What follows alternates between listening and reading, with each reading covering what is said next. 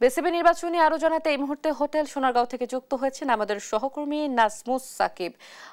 সাকিব, আপনি তো এই মুহূর্তে আসলে হোটেল সোনারগাঁওয়ে রয়েছেন এবং বিসিবি নির্বাচন যেমনটি বলছিলাম, নির্বাচনের শেষ মুহূর্তের প্রস্তুতি কেমন দেখছেন এবং ভোটাররা এসেছেন কিনা, তারা আসলে এসে থাকলে কি বলছেন, বিস্তারিত জানাবেন।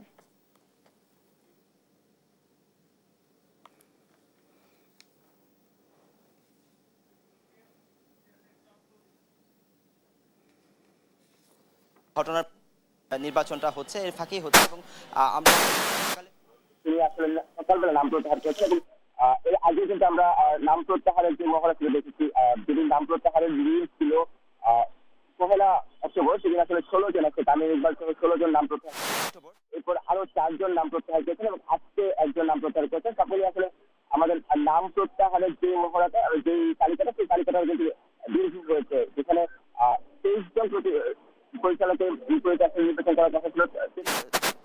সেখান থেকে আসলে 5 দিন কমিটি এখন সেখানে চলে আসছে টোটালি 28 জনের মধ্যে আসলে নির্বাচন হবে এবং সেখান থেকে আসলে বিসিবির পরিচালক নির্বাচিত হবে।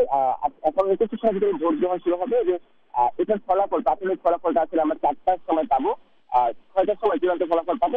এই ফলাফলের উপর ভিত্তি করে আবার নির্বাচন হবে হচ্ছে বিসিবির পরিচালক এবং সহকারী পরিচালক। সেখান থেকে আসলে আমরা জানতে পারবো এবারে বিসিবির নির্বাচন শেষে আসলে যারা বিসিবির দায়িত্বে আসছেন।